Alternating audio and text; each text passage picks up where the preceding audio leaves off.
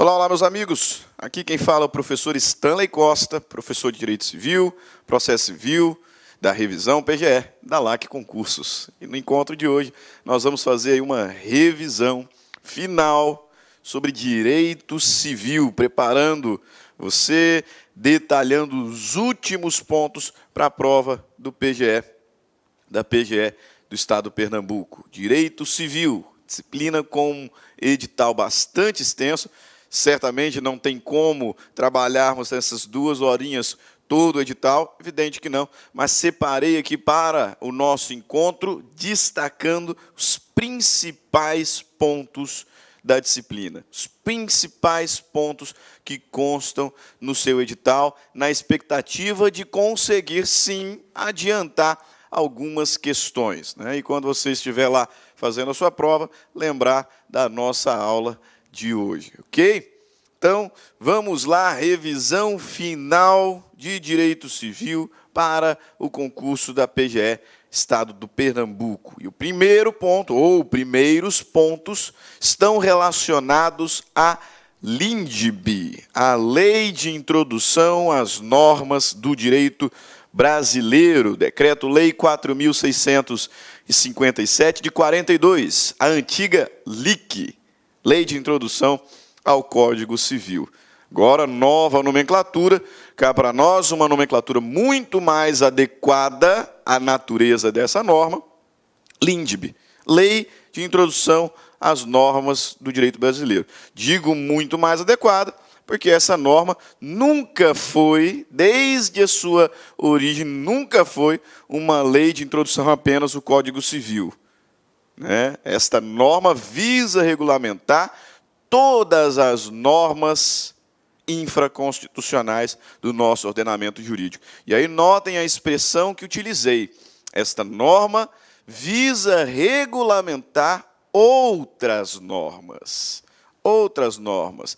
Por isso é que a doutrina vai chamar a LINDB, vai classificar a LINDB como uma norma sobrelegal, como uma norma de sobredireito. Uma norma sobrelegal, uma norma de sobredireito. Porque o objetivo desta lei, ao longo dos seus 19 artigos, sem dúvidas alguma, é cuidar do processo de elaboração, da vigência, da interpretação, da integração e da aplicação das normas brasileiras no território nacional e internacional. Então, uma norma sobrelegal, uma norma de sobredireito, né, uma lex legum, né, cujo objetivo é regulamentar outras normas. Okay? Como disse, a LINDB tem 19 artigos que estão didaticamente distribuídos, né, da seguinte forma. Lá nos seus 2 primeiros artigos, o legislador cuida do tema da vigência. No artigo 3º, nos traz o princípio da obrigatoriedade. Artigo 4º cuida da integração e das formas de integração das normas frente a lacunas. Né? Artigo 5º, sobre interpretação. Artigo 6º, aplicação no tempo.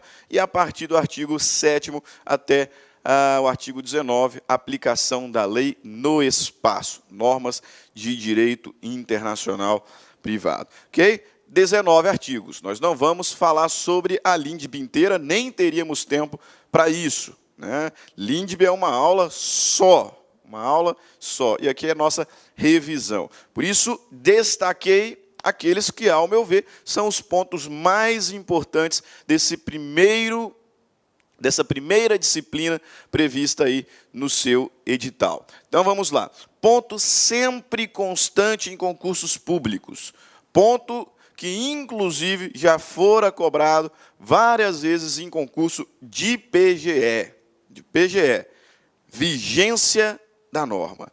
E, no que toca à vigência, eu gostaria de, antes, compartilhar com os senhores que, tradicionalmente, na doutrina, encontramos que a criação de uma norma passa por 4 fases muito bem definidas. Evidente que, a depender do doutrinador, você vai ter uma certa mudança nessa progressão. Mas, tradicionalmente, entendemos que, no processo de criação de uma norma, temos aqui 4 fases muito bem definidas. A elaboração da norma pelo órgão legislativo competente, em seguida, a promulgação da norma, posteriormente, a publicação, então, ao final, a sua entrada em vigor, né? A data em que entra em vigor e se torna obrigatória, passa a ter força obrigatória. 4 fases bem definidas: elaboração, promulgação, publicação e vigência. O destaque que quero dar nesse nosso encontro é que, entre publicação e vigência, existe regra geral, né, salvo normas de pequena repercussão, né, que aí pode entrar em vigor na data da sua publicação, se assim informado, mas, regra geral, entre publicação e início de vigência, existirá um prazo. Existirá um prazo denominado de vacatio legis. Vacatio legis, né, o prazo existente entre publicação e vigência. Para que serve esse prazo? Serve para dar conhecimento do conteúdo da norma aos seus destinatários. O princípio da obrigatoriedade estabelece que ninguém pode deixar de cumprir uma norma alegando que não a conhece, ou descumprir uma norma justificando o seu não conhecimento, o seu desconhecimento. Então, se não é permitido a mim deixar de cumprir uma norma alegando desconhecê-la, é justo que me deem um prazo para conhecer do seu conteúdo. A finalidade da vacatio legis é exatamente essa. Após a publicação da norma, entregar ao público destinatário um tempo para conhecê-la, para conhecer o seu conteúdo. Sobre vacatio legis, importante destacar é que existe um prazo geral para a vacatio legis, e entrada em vigor de uma norma em todo o território nacional, e existe um prazo também geral para que a norma se torne obrigatória em estado estrangeiro. Veja bem, regra geral, a vacatio legis, no que se refere à obrigatoriedade da norma em todo o território nacional, será 45 dias. Será 45 dias. Ok? Então, vejam, parágrafo 1º da LINDB vai dizer: salvo disposição contrária, a lei começa a vigorar em todo o país 45 dias, depois de oficialmente publicada. Então, no que toca a vacatio legis das normas aplicadas aqui no Brasil, em todo o país, regra geral, esse prazo será de 45 dias. Agora, se estivermos nos referindo a uma norma que produzirá efeitos em estado estrangeiro, que será obrigatória em estado estrangeiro, regra geral, o prazo de vacatio, que é o prazo entre publicação e início de vigência, será de 3 meses. 3 meses. Você, concurseiro, sabe que precisa se atentar aos detalhes, que as bancas Brasil afora têm o costume de mudar lá aquele detalhezinho e acaba derrubando muita gente. Então, notem, em estado estrangeiro, regra geral, a vacatio será de 3 meses. Não são 90 dias. Não são 90 dias. Prazo de 3 meses. Já vi concursos de PGE, já bem, sua prova, concursos de PGE, colocando lá na questão que o prazo geral para que a norma entre em vigor, se torne obrigatória em estado estrangeiro, seria de 90 dias após a publicação. 90 dias não são 3 meses. 90 dias não são 3 meses. O prazo é de 3 meses. E aqui, 45 dias. Não são 50 dias, não são 30 dias, igual já vi ser cobrado. Regra geral, no Estado Nacional, em todo o país, 45 dias. Em Estado estrangeiro, 3 meses. Veja aqui, parágrafo 1º do artigo 1º da LINDB. Nos Estados estrangeiros, a obrigatoriedade da lei brasileira, quando admitida, se inicia 3 meses depois de oficialmente publicada. E esse aqui é o último ponto que quero dar destaque nesse slide.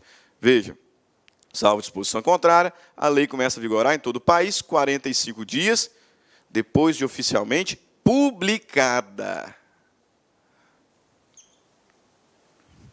Nos estados estrangeiros, a obrigatoriedade da lei brasileira, quando admitida, se inicia 3 meses depois de oficialmente publicada. Publicada.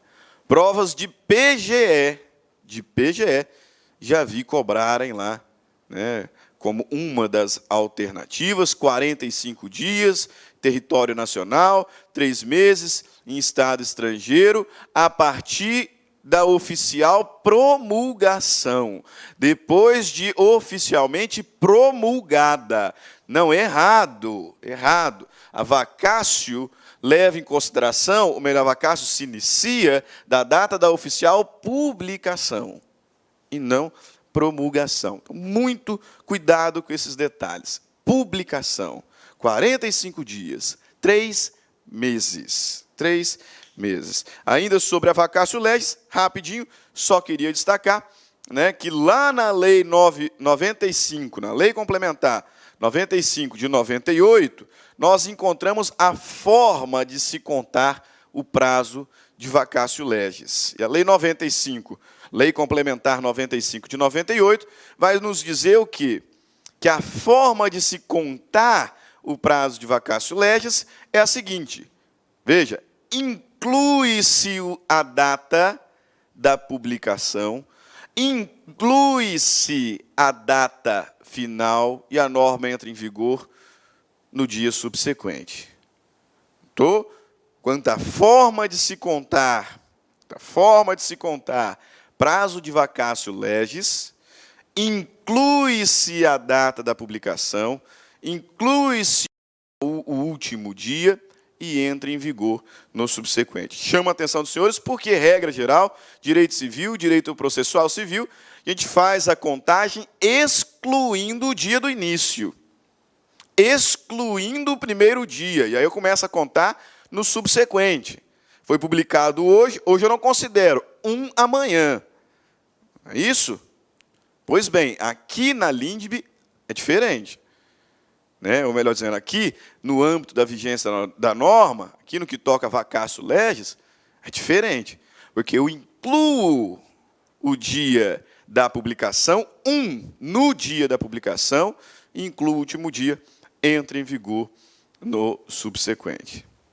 Ok? Isso nós extraímos lá do artigo 8º, parágrafo 1º da Lei Complementar 95 de 98. Ok?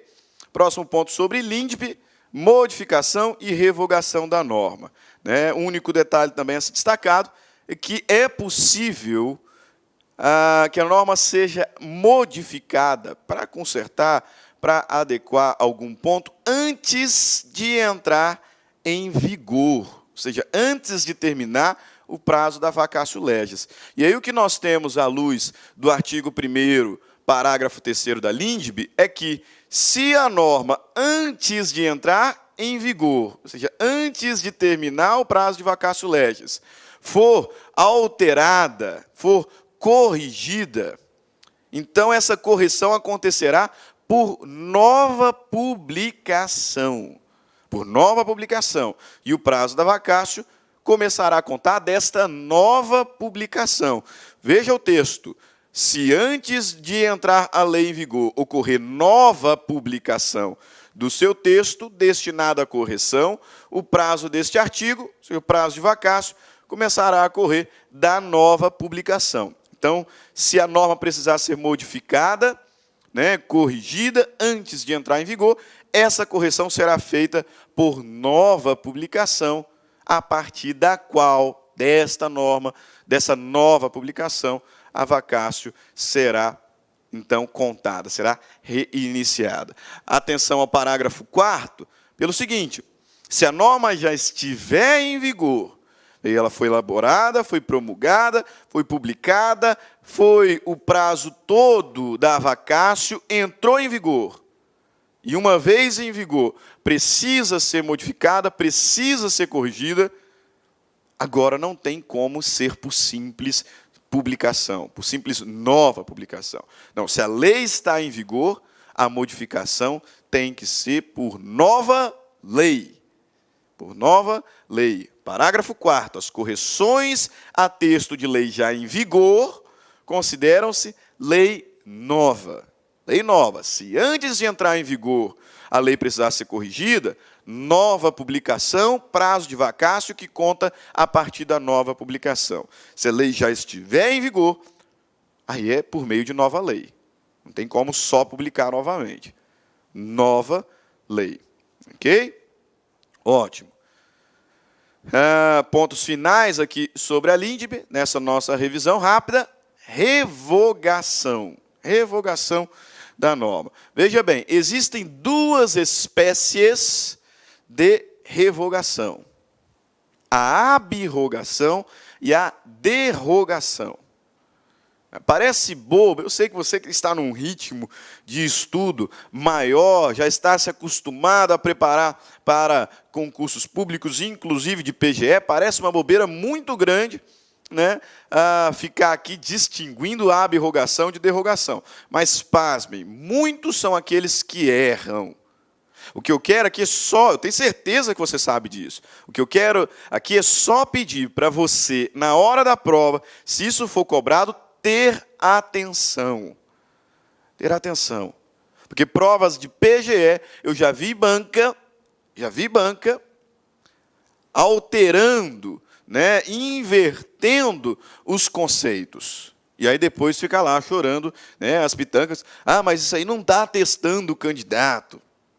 Isso é pegadinha, não tem finalidade nenhuma de testar. Não adianta, depois não adianta chorar. Estou, desde já, te avisando, existe o costume das bancas simplesmente inverterem esses conceitos. Então, tenha atenção. O que é a abrogação? A abrogação é a revogação total. Lembra? Absoluta. Abrogação. Revogação total. Absoluta. Abrogação absoluta. Pronto.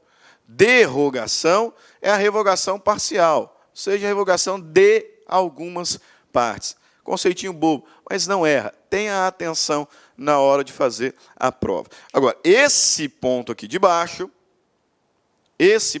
daqui de baixo, é preciso ter cuidado na hora de estudar, inclusive. Ouço muitos falando o seguinte: nós temos aqui duas espécies de revogação, abrogação e derrogação. E nós temos duas formas de revogação, expressa e tácita. Ponto. Temos três formas de revogação: expressa, tácita e revogação por inteira regulamentação. Muitos esquecem dessa última. Muitos livros, inclusive, se esquecem dessa última forma de revogação. Existem três formas de revogação: revogação expressa, como o nome sugere, aquela que acontece quando a lei nova expressamente revoga a lei anterior, então informa a revogação da lei anterior. Temos a revogação tácita, que é a revogação por incompatibilidade, ou seja, a nova norma não informa a revogação da anterior, mas o texto novo é incompatível. Então teremos uma revogação tácita. E a última forma, que muitos se esquecem, a revogação por inteira regulamentação. Quando a nova norma regular inteiramente a matéria de lei anterior, a lei anterior será revogada, mesmo que não seja com ela incompatível. Porque se fosse incompatível com a lei anterior, então teríamos revogação tácita. Se a nova norma regular inteiramente a matéria de norma anterior, mesmo que elas sejam compatíveis, a norma anterior será revogada. Será revogada. Vejam aqui no texto da lei. Né? Artigo 2º. Não se destinando à vigência temporária, a lei terá vigor até que outra a modifique ou revogue. Princípio da continuidade. A lei posterior revoga a anterior quando expressamente o declare, quando seja com ela incompatível ou quando regule inteiramente a matéria de que tratava a lei anterior. Então, as três formas bem claras. Expressamente, incompatível, regula inteiramente a matéria tratada pela lei anterior. Por conta dessa última forma de revogação, que muitos se esquecem, revogação por inteira regulamentação, redobre a sua atenção no parágrafo 2º.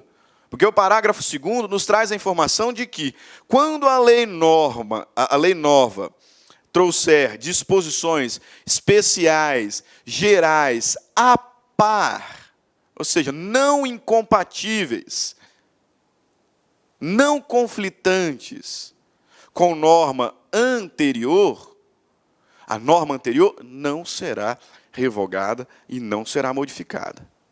Se a lei nova trouxer disposições gerais ou especiais a par de norma anterior, esta norma não será revogada e não será modificada. Ah, professor, mas e aquela história de inteira regulamentação? São duas coisas distintas. Se a nova norma regular inteiramente a matéria da anterior, a anterior será revogada. Revogação por inteira regulamentação. Agora, se a nova norma não regular inteiramente a matéria da norma anterior e as leis forem compatíveis, as duas permanecerão vigentes. As duas permanecerão vigentes. Parágrafo 3º traz para nós aqui a vedação da repristinação. Né? Veja lá, salvo disposição em contrário, a lei revogada não se restaura por ter a lei revogadora perdido a vigência. Então, ele está dizendo o quê? Em outras palavras, salvo disposição em contrário, não se admite repristinação. A repristinação é a exceção. Para termos repristinação, é necessário que a nova norma expressamente faça menção a esse efeito. Faça menção ao efeito repristinatório. Okay? Então, como regra, veda-se a repristinação. Veda-se a repristinação. É possível? É possível, se expressamente a nova norma fizer menção ao efeito repristinatório. Ah, professor, mas eu não lembro o que é repristinação. Repristinação é o fenômeno através do qual, notem o conceito, muito cuidado. Repristinação, fenômeno através do qual a revogação da norma revogadora traz de volta a vigência da norma revogada. Repristinação, fenômeno através do qual a revogação da norma revogadora traz de volta a norma revogada. Traz de volta a vigência da norma revogada. Só você imaginar, né, 3 leis. Nós tínhamos lá uma lei A que foi revogada por uma lei B. Foi revogada por uma lei B. Então, a lei B é a lei revogadora, é a norma revogadora. E a A é a norma revogada. Na repristinação, nós temos o quê? No momento em que essa lei B, que é a revogadora, né, for revogada por uma outra lei, lei C, teríamos o retorno da revogada. Ok? Fenômeno através do qual a revogação da revogadora,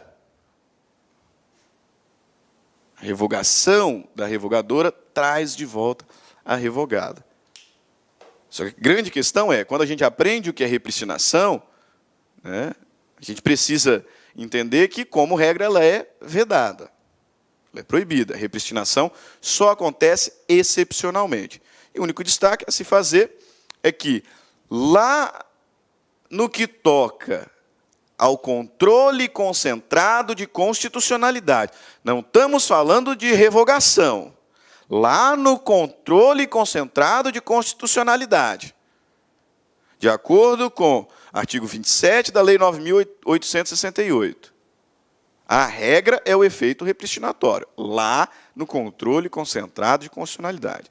A norma é declarada inconstitucional, tem-se efeito repristinatório. Aí eu trago de volta a anterior, mas é evidente, porque se ela foi declarada inconstitucional, como se ela nunca tivesse existido. Então, ela nunca revogou a anterior. Tá? Lá no controle concentrado de constitucionalidade, a regra é a produção de efeito repristinatório, que a gente chama de repristinação por via oblíqua. Agora, aqui, no âmbito da LINDB, âmbito de revogação, a regra é vedação da repristinação. Vedação. A exceção é se trouxer expressamente previsto. O último ponto da LINDB, que vale a pena destacar, é que ela nos traz a previsão do princípio da vedação do non-liquid. Ou seja, o juiz não pode deixar de julgar alegando que não existe uma norma, alegando obscuridade ou alegando lacuna. O juiz não pode deixar de julgar. Vedação do non-liquid. O juiz não pode deixar de julgar alegando inexistência de norma, alegando lacuna, alegando obscuridade. Não pode fazer isso. Se for o caso de lacuna, então ele tem que aplicar os meios integrativos da norma. Ele tem que integrar. Quais são os meios para integrar a norma? Fazer a integração da norma frente a lacunas. Analogia, costumes, princípios gerais do direito. E só quando a lei permitir equidade. Então, lá no CPC 140, o juiz não se exime de decidir sobre a alegação de lacuna ou obscuridade do ordenamento jurídico. O juiz só decidirá por equidade nos casos em que a lei autorizar, nos casos previstos na lei. Ok? As formas de integrar são 3. A analogia, veja, quando a lei for omissa, o juiz decidirá o caso com base na analogia, costumes, princípios gerais do direito. Quando a lei autorizar, aplica-se equidade. Ok?